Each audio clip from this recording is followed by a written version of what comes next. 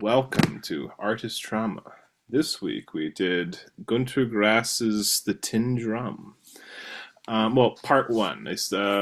I got Part back one to of the book one, and we'll do the rest of it next time.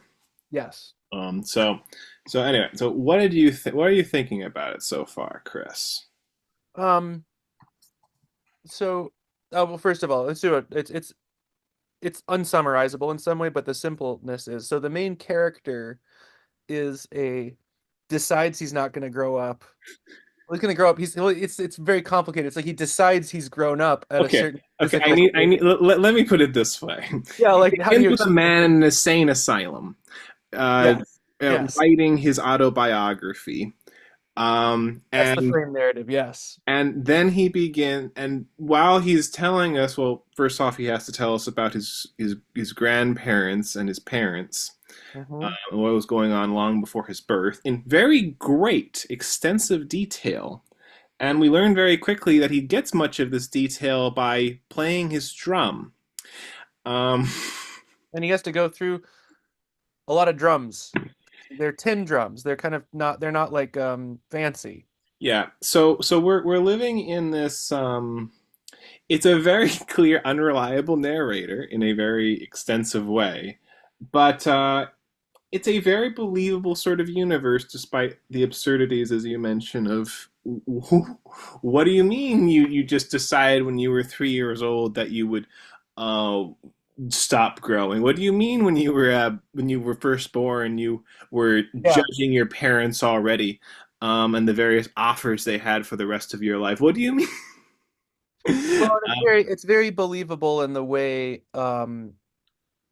it can have a double thing. So like it works sense from the outside and it works sense from the inside. So for example, you have to figure out a way to explain to everyone else why the kid is staying 3 years old, but yet, can play craps or the game they play um as he ages. So it's the stair he falls down the stairs. Oh, you left the cellar door open and he hit his head, and that's why he's this impossible thing that doesn't exist. you know um yeah, and there's also a very complicated, that's not sorry it's not complicated, there's a family dynamic that's singular, um which is that you have a sort of bullish um husband and the sort of more artsy quote unquote uncle. So Jan is the uncle who might be the real father, and Alfred Matzerath is the father. Um, and that shifts symbolically throughout the novel. And Jan is nice guy. He's a good guy and kind of weak in some points, but and Alfred is a Nazi. It becomes a Nazi. Sorry, we're going through the whole history of this family, but they're both in his life. What's weird is they're not like they all play card games together with the mom. Yeah, it's a very strange family dynamic. It's all. Very weird. I mean, like, if you, okay, this is how the book opens in terms of the background to his family. Is that like it's like, okay, we have my dear grandmother Anna. She's in the fields with her potatoes, eating her potatoes, and then she starts seeing somebody running away from the police. Off in the distance, and eventually, the person gets there, and she decides to hide him under her four skirts. And Yeah. and then the police, like, they come looking for him, but and they ask him where he is, and they start looking through the potatoes, but they don't find him there. And she's clearly just like something sexual is going on beneath the skirts. That's clear from certain, Oh, yeah. but how exactly is this functioning? It is unclear. Um, and of course, it's just She's okay. having a good time. This is the birth story. Yeah, and But it's even unreliable, right? It's the myth that later, like, well, they might have had sex later. And you're like, oh, okay, what? Well, then, yeah, it's a little way in which, like, that detail or that event is obliterated in its own way. well, Um, that's and then the grandfather in the same way has like he either he died under the water, or he made it to America to start some business or something or My other, God. Yeah, it's which I thought was lovely. I really liked the little like unreliable random like myth making. no, Um, I love it too. I love it. I love this ambiguous space in which the novel is written. it's ambiguous, but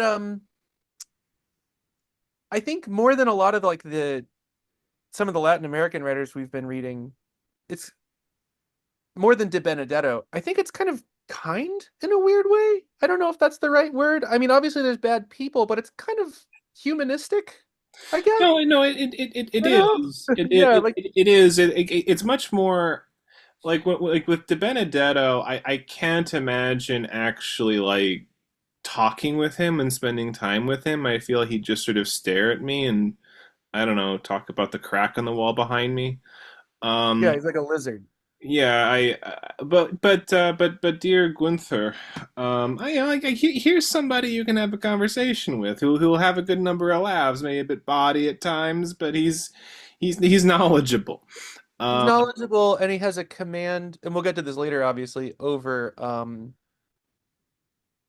like narrative pacing. I think that maybe De Benedetto, I think in this long form that we're going, I think different skill sets open up. Um, so like the collapse into the World War II is pretty amazing. mhm. We can get there later because he does this very interesting storytelling technique with a lot of once upon a times. Um, Yeah. The Once Upon a Time. We'll get to that later. yeah. So don't even let's just like okay, like to give her the 5 second thing.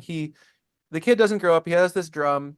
He lives in a kind of a what do they call it in psychology? A non-normal family, whatever it is, a hybrid model, Yeah, hybrid model, non-conforming family, something like that. whatever.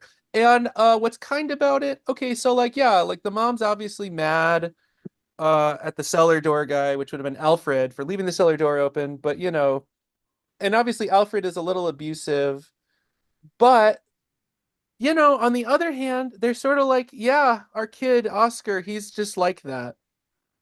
There's like, and he goes to school, and obviously that doesn't work for like Oh predictable God, oh results, God. right? That was great. Like, Oh God, that whole oh I wait, we're forgetting something. I'm sorry. There's something really magical about the kid. So the kid Oscar, he has this drum which he doesn't leave with, but if you take the drum, he screams, and he has a mythical magic ability to break specific windows when he and screams. not just that, Oh, his art develops over time to the point where yeah, he can cut out holes in windows in front of um the display windows in front of stores to yeah. So people can steal. yeah, it's to seduce people into stealing. Not so that he himself can steal, although that happens a little bit at a certain juncture. Um, Right, right. more just like just the joy to show them, like you see, you were tempted to be a thief too when the opportunity arises. Um, I just, showed you your own psychology was sort of his and rationalization. even at one point, he manages to write an inscription into a piece of glass. Yeah, yeah, that was. I think that's some of the most magical writing. It's where Günter Grass outs himself as sort of a goofball because it's like it. The magic, it's sort of endless in its possibilities, but then obviously we'll get bored eventually. But he does a really great job exhausting those possibilities in the first part, just showing us the full dexterity of the weirdness. The church windows, he can avoid expensive things if he wants to, but if you piss him off too much, he'll break something expensive. Yeah, well, it's. I mean, and then just like moments when he just sees at church and he hears like Satan speaking to him, like I'm still here, I'm still here, Oscar. Um, And uh, he's sort of like he's like it's like a kid. I think it's really good at getting into like how kids think about religion. Like it's like you got the devil on one shoulder and the angel on the other, but he's not dogmatic. So he's like, well, I mean, I got to keep both around a little, and he tries to talk about his religion later and he's like, yeah, it's not working. So, he's not a religious kid. yeah. So okay, so let's. But the devil shows up as a like a kid, like the devil shows up as a character. Like when he's breaking the glass, Mhm. it the devil he's like, okay, I'm admitting I'm being he at one point just is like, yeah, the devil took over. I Yeah, think he says that, right? He says that's when he says, yeah, at this moment in my life, the devil took over. But he doesn't mean it in a way, it sounded a little more ominous than it was. He's just sort of still a sort of mischievous guy. yeah, it's not on that level. You don't quite have evil presented here. Um, it's not yet. No, because I mean he's not tall enough. I mean, I mean that's wrong, but it's sort of true, you know? It's like you have to work with the characteristics that you invent for your character. So, you Yeah, know, so facilitating thieving works better, actually. yeah, so okay, so we got like some of the things in the book on the table because there's all this other sorts of weird stuff in there of just Oh, it's like like 600 pages, and we're like 250 pages in. And so it's like a full book length into this long, epic book. yeah, but like what's I mean, how do you want to describe it, Chris? What are you getting out of it so far? You know, I want to pull So, I apart mean, kind of I theme. get this sort of general um, humanistic background that Oscar as a character has, but also that like is a judge of society. So like how characters judge Oscar is relevant to the narrative. So the teacher can't do it, and it's partially her situation, whereas other people, and it's sort of random, but it's also sometimes symbolic. Like so it's he's a stand-in for just how people can do difference as Well, a whole. let's take into the teacher episode of Great. I as in, love like the teacher slot. as in he's going to school for the first time. He's got his drum with him, and already his parents are like, "Can you not bring the drum?" But of course he's bringing the drum. He goes in and he sits down, and the teacher wants to take the drum away, but Right way. he manages to scream his way into preventing that. But one thing that's interesting though at that like initial moment is she's sort of looking at him and like interested in a certain moment and engaging. And then there's this one line where it's in like, but then she fell into the stereotype of the school marm. Yeah. Yeah, it's like you lose it's like Oscar isn't acceptable in like any of the roles. Like he doesn't work as a kid because he's too old. He doesn't work as a student because he's got this drum and can't really talk. So it's a good judge of others' humanity because they feel that they can fall back on a role to get him out of there or to, force him to do a thing. And so when she tries to force him to do a thing, he has this magic power and he breaks her lenses. And you go, I mean, this is just sort of tactile, but one thing I like about this novel, it gets me to think about like stuff. Do you know what I mean? Like it's like, oh yeah, like Oscar could break. What could Oscar break? I kept thinking like, what could Oscar break in my room, and why would he do it? And I'm like, oh, he'd break the TV because he didn't like the actor who played him. You know what I mean? Like, and like there's all these little things, and Yeah, so yeah, but in yeah. that sense, it's like he breaks her glasses. Well, the first times that she gives after he screams breaking the windows, but he Yeah, just cracks her glass the first time. yeah, But then after she's like repeating the schedule for the week, and like yeah. asking all the students to repeat like theology, writing, arithmetic, play, arithmetic, which is just like Just I don't words. know how German school schedules were back then, but it sounded kind of weird for a It was first. like arithmetic one day a week. They're gonna be dumb as shit. Yeah. So, It's like, but it's like he's repeating it back in his own way, where yeah, he's not saying it, he's drumming it out. And notably, for theology, he doesn't.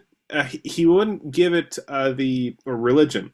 He wouldn't give it like the normal number of syllables. He gave it three as representing the Trinity. yeah, that's awesome. But the teachers loses patience with that, tries to wrest the drum from him, which results in him screeching to shatter her glasses and apparently gets them into her eyes. And very quickly just hustles his mother out of the school. Um, Oh, gotta go. And then they take a photo on the steps. yes, they take my first day. I Just bet, there's certain things where it's like, the moment Gunter Grass formulates this novel, Mhm. probably day two, he goes, okay, and we'll have a school scene. And he probably went, that'll be fun. Right? Because like, how can, when we go, okay, we're going to get him into school, I was like, oh, yeah, okay. How That's not could going to this work. possibly work? And, there's a spectacle, literally. But it was great. It was great. I think like the broader themes so far are becoming clear. At first, you're kind of just like, this is weird. Cool kid, weird family, great myths, great vast storytelling ability. But I really, this becomes also about um sort of like a type of abuse. Like he does it really delicately, it becomes about Nazis, but not really. Like it's not just Nazis like as Nazis. It's like how these little things that don't fit into when the state becomes uh unaccepting. You know what I mean? There's something like that. Yeah, there's something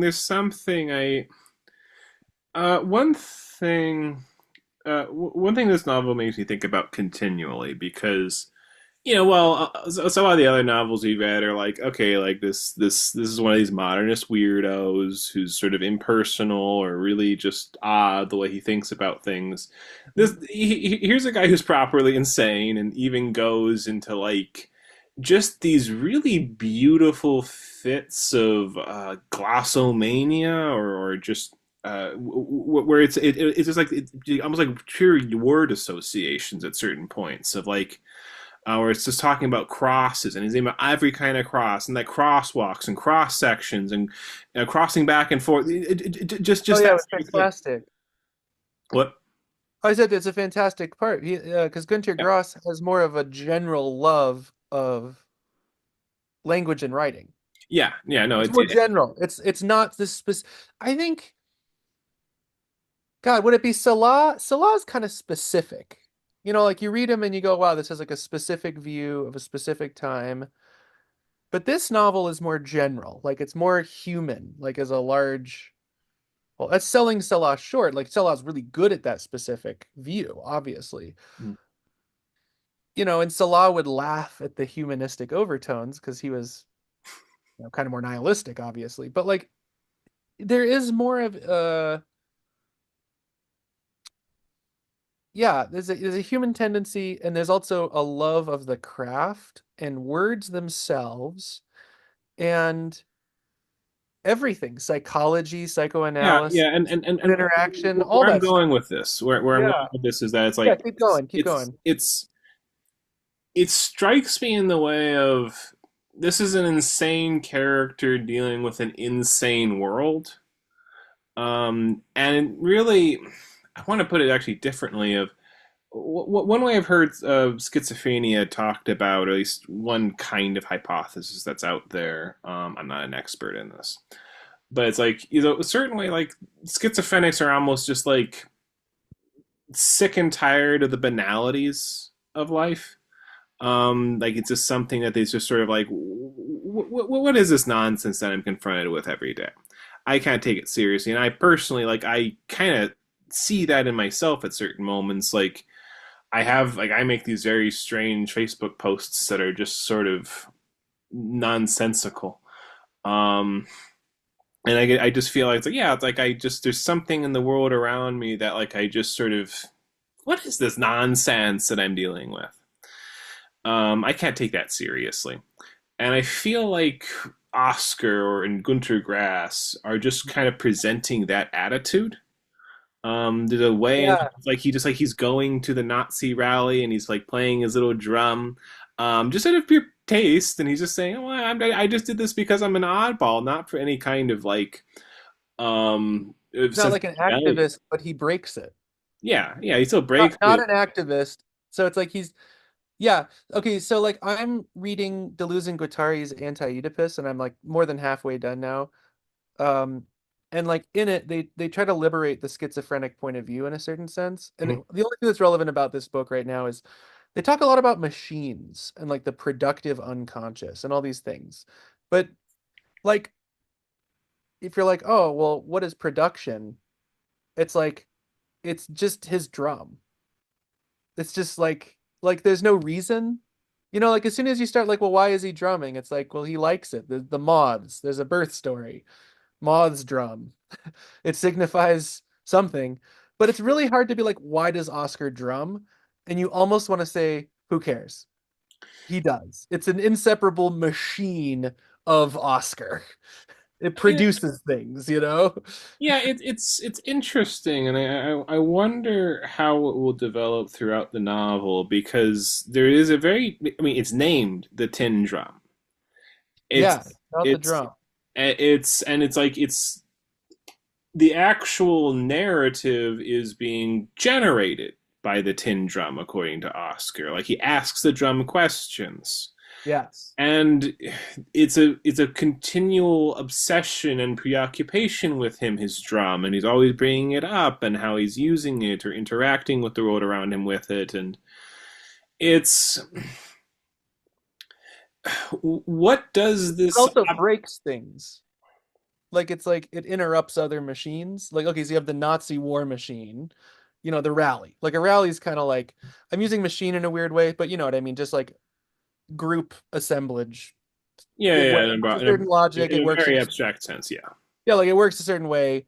It produces an effective ideology or whatever. And you know, his drum is just like no. Like no, like I'm doing this like you have all these parts. Here's this other thing. And then it's so successful as a better thing. Machine's not a good word to use for people who don't know the what's a word, you know, just like desire thing.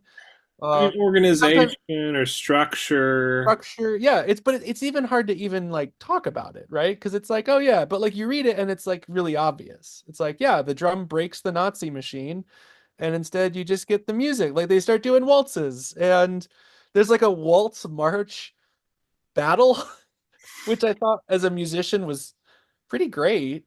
But like the waltz signifies community and sex and togetherness and all that good stuff, and the march signifies more the fact that whatever it is, something that Oscar can't be himself in, basically. I mean, one thing about it though is I want to push back on this sort of note of alienation. I think that there is a real alienation in the book in a certain important way. In the sense of like he's just such a weird creature, but he's so foreign and distinct in a fundamental way that it's I don't know, he doesn't even really bother about it. He doesn't really notice it. It's something that like his the other dwarf from the circus that he meets like points out. They're like, well, we need to stay in the grandstands or whatever. Um, but at least with most of the characters, it's like yeah, like they're like the toy maker or his mother or whomever. It's like it's more or less like yeah, they're fine with Oscar. He doesn't. I mean, I don't know. He's had some unpleasant incidents, but it all strikes me as like I don't know, normal growing stuff up kind of thing, like that horrific soup that they make him drink one time. Oh, Um, I I blocked that out. yeah, yeah, yeah. I try to too, but I don't. That's right. We're forgetting a general quality of this book. It's gross. It's very Yeah, gross. I It's mean, so gross. The yeah. yields and the Let's not even fluid. get into the soup part. No, we don't. The soup part is only important because it's another episode of kids not knowing how to accept Oscar. You know, they kind of bully him. Yeah, but we need to Well, talk it's about so the much more ills. than that. I think I'm selling some of these things a little short. You know, like reading it, it's a lot. Like my thoughts are, you know, you could write so much just in the response of each chapter. There's a lot of brilliant micro stuff. It's a lot. It's a micro and macro book. It's not just one. Every episode has a whole cosmos. Yeah, yeah, it's such a Well, it's it's kind of, such an involved texture. Jesus Christ. oh my God, yeah. So you said psychosis. I would also say like a good metaphor would be like so this is great sketch by the comedian Shane Gillis about Down syndrome kids. And he says like whenever I said my cousin has Down syndrome, they're always like, "Oh, is he okay? Is that all right?" And then he goes, "Oh yeah, my cousin is way happier than you'll ever be." He just, and there is this aspect where we assume a sort of like, oh, they have autism or oh, they have Down syndrome. Oh, they must be like sad or miserable. And I do think like there is that just no, they're just different. And Oscar fits that category of difference. And he's only not okay with the difference when it's the other people make it a problem. He doesn't make it a problem. Yeah, and by the way, though, I do want to say is that they didn't really bully him in that situation because he was different. It was just because like he was like he just suddenly left out of sort of disgust of the whole proceedings of making the soup. Um, and they were like, "Oh, he's going to snitch on us." So it wasn't so much like him being different. It was just more or less. It was just more like this other sort of petty reason that would happen that makes some sense from kid logic. Actually, although I think the difference is still involved because he couldn't communicate well, whereas another kid would say, "I'm not snitching on you. I'm just going to leave." That's But a that's a point. That's a point. Um, I think the fact that, he's short. Look, I mean, he's short and he has a little drum and doesn't talk. I mean, I think it's because he's different. well, he does talk. He does talk He to starts people. talking, yeah. Yeah, he does engage. It's just so God, it's so completely in his own world with it like Well, that. yeah, like let's talk about his view on sex for a second because it's so what it's like it's so he's on one hand he's growing up, on the other hand it's sort of a problem, right? Because he's small. So like it's sort of it's weird. It's like incestuous, but you're kind of like, well, yeah, that makes sense. Because he's like three 3 years old. Like Yeah, he's always I mean, folds of the grandma's dress. He's always like talking about well, what else? It's weird. It's very well, weird. one of my favorite things in it was when he's talking about oh God, what was the name of the guy? It was it was the one guy who worked in it was the waiter at that one yeah, Herbert Trzynski. Oh yeah. Mhm. And he goes to and he's like he would go to Herbert Trzynski and like touch the scars on his back, and Herbert Trzynski would tell him, "Oh, I remember how I got that one." And then it described the whole like little fight with like the Latvian or whatever that like stabbed him while he was like trying to break Yeah. the fight. But the thing is, like, he's describing it, and he's like, "Oh yes, it remind those particular hard scars reminded me of my of a thing a finger I once found a year ago and was able to keep for an extended period of time, or of the slits that women have, and they're and that are liquid and so on." It's like, oh Jesus Christ, he's Yeah, I remember reading that and going, "No, not like that. Not like that at all, yeah, and Oscar." it's like, what is this relation going on here? And like he ties it back to his drum, and it's just such a bizarre conglomeration of things. I love it. I love just that texture of like, yeah, these like four different wildly unrelated things, but somehow they fit. Somehow they fit in this in dear Oscar's Yeah, mind. yeah, they fit, but they fit because like linguistically and otherwise the drum holds it all together. Mhm. I think that that's sort of the message of the novel is if you take out the drum, there's less that holds together the concepts. It's like I think the drum is kind of like if you have like a solar system, the drum is sort of the sun. yeah, there's some way in which that is his emotional center, and like the drum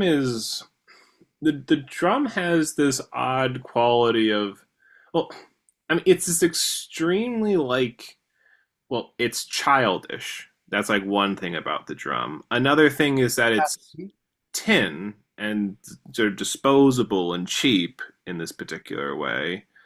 Another is that it's like it's actually musical. Like seems like he's actually good at playing it, and it actually is able to, well, inspire people in these particular situations at moments. Um, and it's his what mode of expression with the world. So Yeah. I feel like all of those things together like make it just this very good symbol for Oscar I in think there's relation another to the reason world. too. Everything you said, I think, works really well. I think there's another aspect which it couldn't be the tin penny whistle or the tin ocarina or the tin clarinet, which is silly because a drum, it's cosmic. It's a drum. It's a fucking drum. It's like either a drum or the flute is the first instrument we came up with. It's you hit it. It's primal. It's tribal. Yeah. It's like the first thing. It's like cosmically an egg. It's like it's a drum, very simply. It's just that's the first thing you do.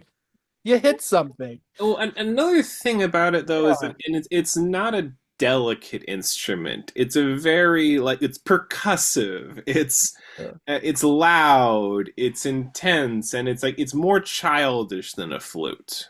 Yeah, it's not the tin contrabassoon with like a double reed.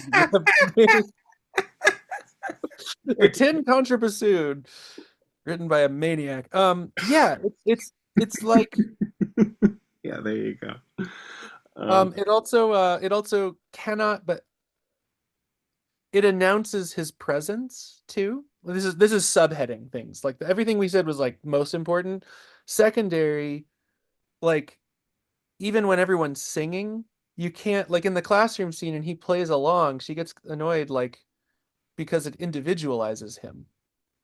It's like, oh, he's playing a drum, everyone else is doing something else. I don't know if it's because of the individualization so much as like, well, this is just what you're supposed to do. It's not much anti-individual, just anti like, Conformity. be a good student, like learn this schedule that I'm giving you here. I mean, and Um, also like um they don't do this too much, but you can kind of imply like it's annoying as fuck. Like the family does so well at like accepting Oscar. Like, and there's moments of slipping, but like even the Nazi guy, even like obviously Alfred Matzerath descends as the play goes on, as the novel goes on. But like even so, he yells at him, but like I don't know, it's supposed to be really annoying. yeah, Like it's a they just legitimately fucking abrasive drum all the instrument. time. I mean, and again, it's like it's a much more. It's just a much more like you can imagine it. I mean, kids don't do this today, but at least back then when kids played outside, you can imagine like a 3-year-old carrying his drum around outside, banging on it. That's a thing that's imaginable, and I feel like that's also part of it here. Is like you can actually see this image of this kind of almost puerile character to it, but it's very sincere. It's very sincere in the whole way. It's actually very. It almost feels like something out of David Lynch, um, in a big way. Because David Lynch has a weird tenderness. I mean, it's not always in Blue Velvet, obviously. That's a really aggressive film. Well, no, no, but well, there is. I mean, there's always the tenderness in his movies. There's always Right. like the intense heart in every one of them. Like, Blue Velvet, it's like, no, like you do care about Laura Dern and Kyle MacLachlan and their relationship, and and you feel bad for the mother, and like you're happy that she gets reunited with her kid and everything. It's like, yeah, then there's also this like incredible darkness, Yeah. like Oh, Dennis Hopper yelling like, "Don't you fucking look at me!" Um, oh, it's amazing. And then in Eraserhead, obviously, it's harder to see through the sheen of substancy grossness that the film's made of. But like the Radiator song, or like, yeah, but, there's but but Henry, I mean, your heart goes out to Henry. Henry is very much like the character in the Boy Caceres novel, Asleep in the Sun. There's a Yeah, similarity in tone. I mean, yeah, I yeah, think to and there's most people, pleasantly psychotic isn't a phrase, but you said it about the Boy Caceres novel, and I think Lynch has that as well. And there's a little in the tin. Yeah, yeah, now the Tin Drum is like a more. It doesn't have the same kind of heart in the way that like Lynch does. It's still this very it's dislocated from human values in a way that's much more foreign than Lynch's universe. Lynch's universe is like, no, people have kind of normal, sincere emotions, but it's complicated. Um, it's complicated. the very the that word complicated is doing a lot there, right? I know. I mean, no, it's there though. It's there from. Yeah, it is. So I think to to talk about this, there's two important things in the narrative, structure of the. It's not the structure; it's the narrative agency of the book. So one of the things that we haven't mentioned that's actually really important is that it slips from the first person to the third person Yes, all and the it time, does that in the same ubiquitously paragraph. every paragraph. And often it falls, it's like falling into subjectivity, right? You fall into his perspective, where it's like it'll be outside and then you fall in, and then like a camera lens, it zooms back out. Yeah, and I really like that it adds to sort of the unreliable narrator Mhm. quality of it, of like, well, is this a description of external events which aren't quite actually happening? That, this is just a character who he's imagined, or is this really himself? And well, I mean, I think the answer is both. Like, and I think a lot of the more fantastic incidents in the book are kind of both in a major way. As in, like, just the fact of him falling down the steps as a kid. It's like, well, maybe he actually did just legitimately fall down the steps, and he didn't grow because, yeah, he fell down the steps at that Right. age. And like, it's both a real event, and but it has this extra layer of like, ooh, he this of a schizophrenic interpretation. And Or like retroactively cobbled together an origin story in yeah, this. and the same thing with like, his yelling, and like being able to break glass. It's like, well, maybe just regular old yelling is good enough to stop your parents from grabbing the tin drum from you.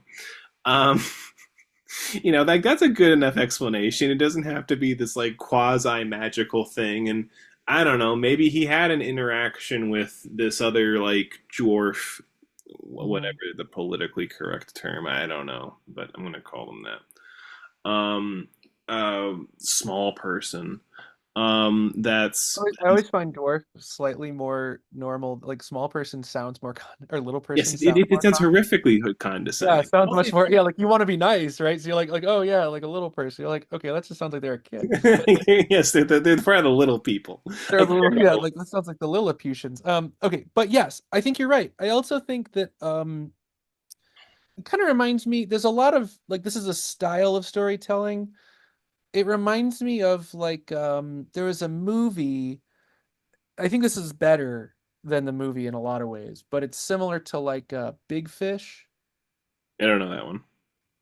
Big Fish is like a grandpa's dying, so the son's visiting, and the grandpa had all these fantastic stories about like Siamese twins in World War II and catching a fish the size of a boat and all these things. And discovering a town that's not on the map in a swamp, very Tin Drum like events. And like the reveal, of course, is that like all of these things happened, but were heavily embellished. Mhm. And it's sort of a coming together story. It's a good movie. It's not as deep as this one because well, that one is more of a straight family drama, and you have kind of fantastic elements. It's also a lot more Hallmarky, you know, cozy. Yeah, yeah, and I presume that this one is like we're not actually going to learn what happened here. We're not. No, I mean, I don't want to. I don't think it's. I think it's fiction's job to set up a sort of like zone of consistency, Mhm. whatever. So in this case, like if you explain away, you actually lose the zone of consistency. It's not fiction's job to explain why Oscar's the way he is.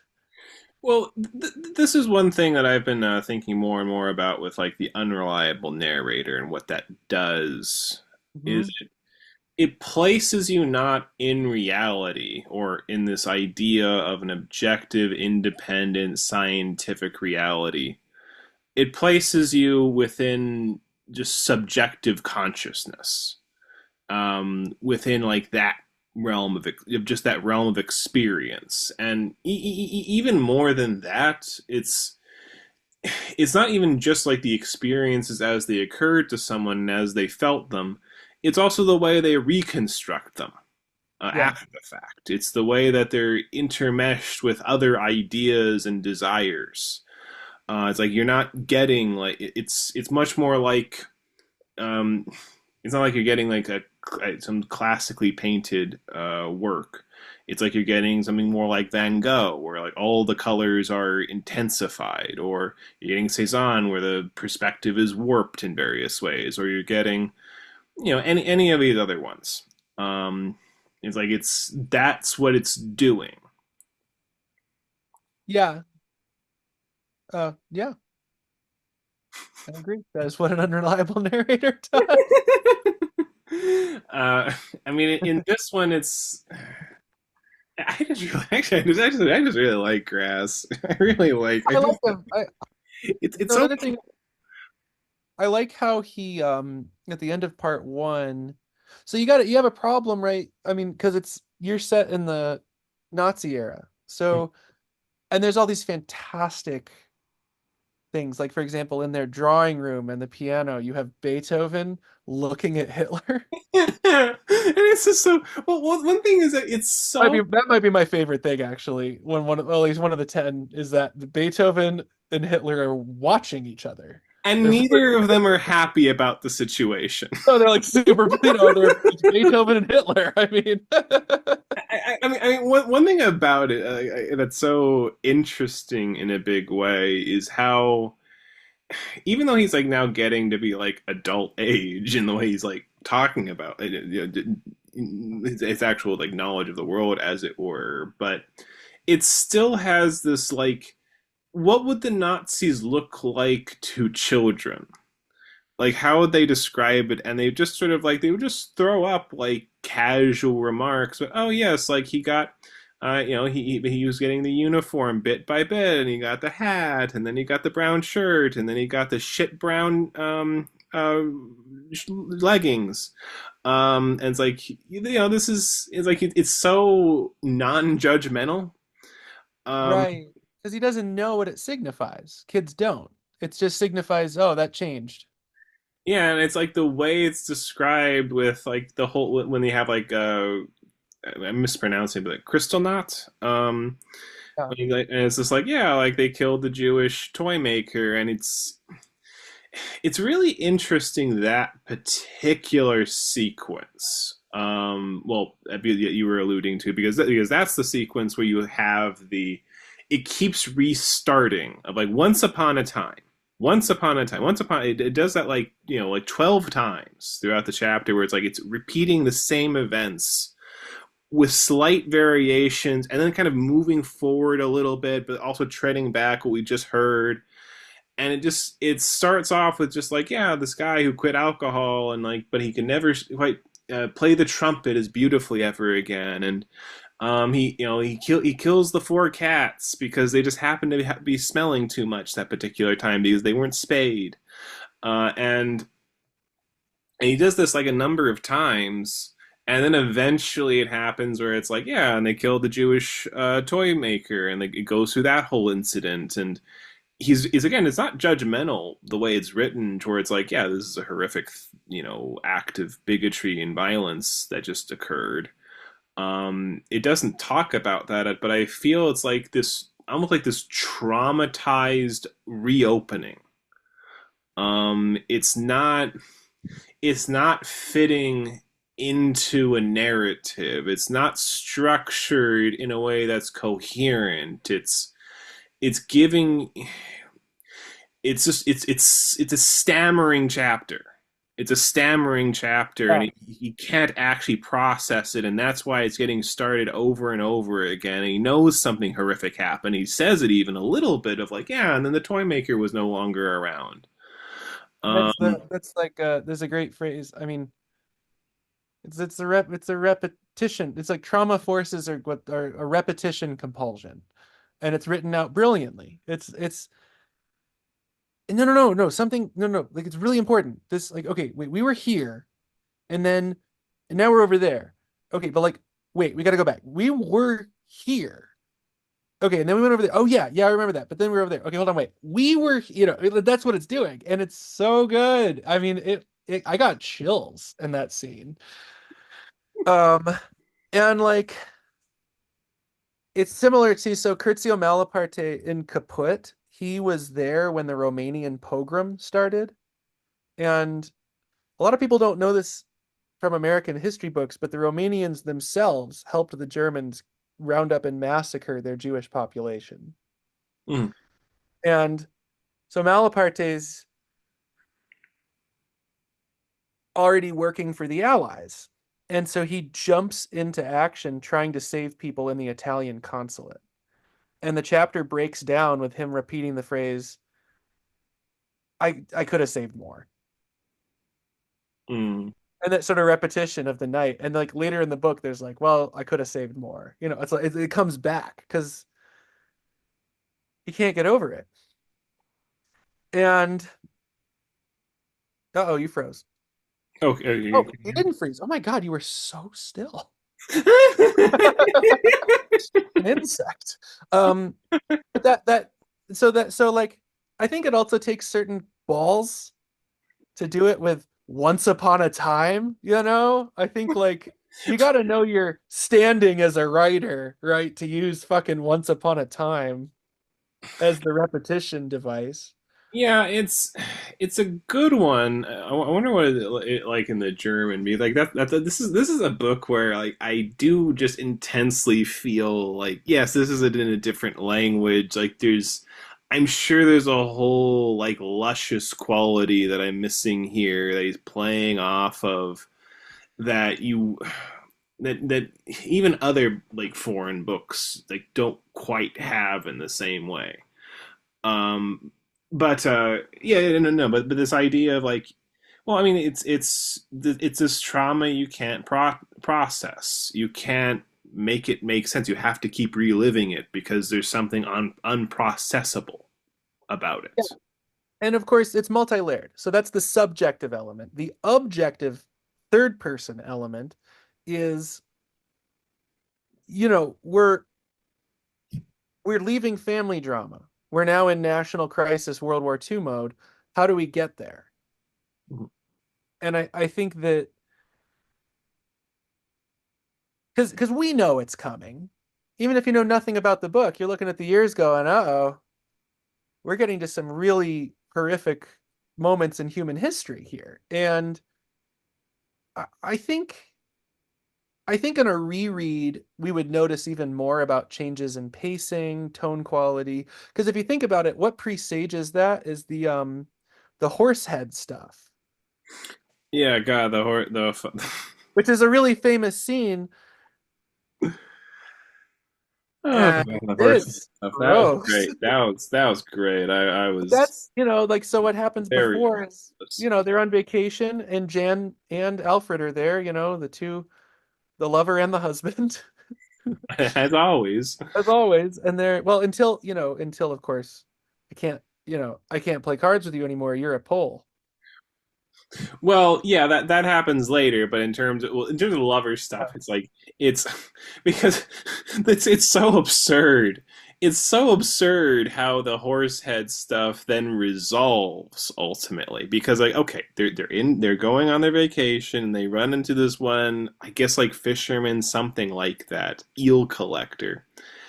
And he's just like grabbing up these eels that are eating this dead horse, and he's just like grabbing them out of the mouth of the horse and like out of the ears, and like use the brains are coming out along with them, and it's just wonderful. It's just the grossest thing, and of course the And they mother's vomit. vomiting, and Matt Sarath is on the point of vomiting too, and one thing that was funny is like yeah, Ma vomited up everything, but she still kept retching afterwards. Um, she's still trying to vomit despite it having nothing left. Um, And the eel, okay, like the eel collector kind of has this like vibe of like fucking normies. yeah, He's so sadistic, right? He's like, no, yeah, ah, this is a got him. normal thing, and it's like just throwing them into the eels into his sack and just like, well, I have to put salt in the sack. It makes them writhe around and gets rid of all the slime that they have. How else do you get rid of the ah. slime? So then you go through how they deal with it. Obviously, the wife vomits and everything. Alfred, the husband, is like in denial, and so his denial is great because he goes, "No, I'm fine. I'll buy all your eels." I'll buy some eels and we're gonna eat them. And like as soon as you see what they're it's all plated up for you, you'll eat it, honey. And then of course it's a big disaster at home, and the wife is crying, and then the lover sexually comforts her, and it's all sort of resolved like that evening crisis until the next chapter where she's just compulsively eating fish and eels and vomiting it back up.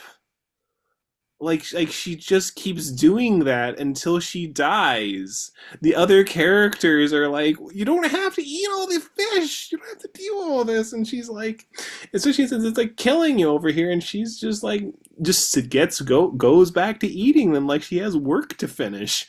Uh, And what is this? I think there's a basic obviously call and response going on between husband and wife and Jan, but I also think it's like the first time Alfred sucks. And Yeah, she just can't handle it. Like it's the first time he sucks and he sucks bad, but he's not it's not maybe it was that bad. I mean it was pretty bad. I mean yeah. So her response is just I'm out. Peace. And I thought that was really interesting how on one hand was he I mean obviously he's more of a brute guy, but was he really terrible? It's such a long book. I feel kind of bad. Like was he really bad before that? I mean, the thing I don't is there remember. isn't really a whole. I mean, I don't think Matsuroff has comes off as a bad person throughout the first book. No. By the way, that's Alfred. I just kept calling him by his last name, but I don't. He's not presented that way, and I don't think. And well, I mean, it's a little weird because all of the characters besides Oscar kind of are.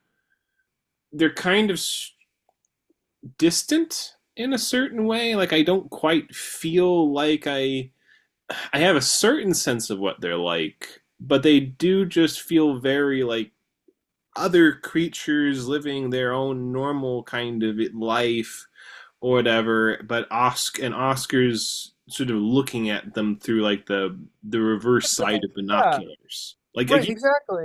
Because also, if you think about it, it's kind of cruel, but families totally do this. They hold things over people's heads their whole lives. So, like, the whenever a wound happens, suddenly it's, oh, and you left the cellar door open to injure Oscar. And so that guilt is kind of it's sort of there. You know, it's kind of implied in Montserrat, and it's not super fair on him, I Yeah, think.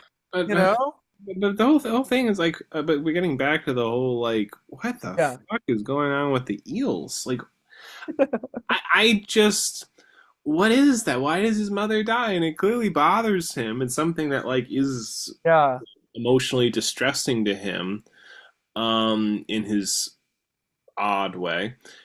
But it's something that's it's just dominated by this absurdity of her eating these eels, and I guess I almost want to put it as it's a confabulation of his own mind of like this other incident with the eels combined with, yeah, then she went up and died, and he's like, I don't know, putting the two things together in his recounting of this. I'm not, I don't know. Mm. And there's this weird like aspect, like when she's being buried, of like, he's like, oh, but at some point she'll just come up and start retching again because she has inside of her another eel that wants to come out.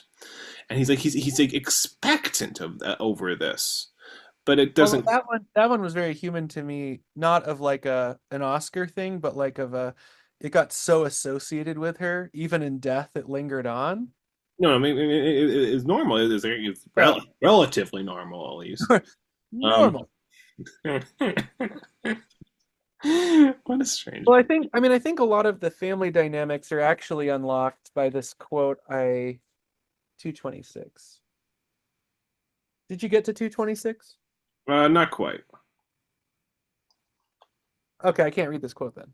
But basically, you'll get there. It's talking about the card game. Can you remember the name of the darn card game they play? It's something. Yeah, whatever. It's a card game. Whatever. Whist. It's not whist. It's whatever. They're playing a card game, and basically they make a point of like for Jan, the number of card game partners finally he accepts it's fallen down. Mm. Because he used to play with Montserrat, but then Montserrat became a Nazi. And he used to play with his lover, Montserrat's wife, and then she dies. And so that all happened way before that page. But there's a great quote on that page where you go, oh, all of it kind of sunk in at this weird later moment. And I think that's part of it. Again, I don't want to gild the lily on interpretation on this novel because I think it's asking for us to do it, obviously to interpret it, go into the characters, do all that stuff, but then do exactly what you did, which is to say, look, it's all through the sheen of Oscar's vision of it.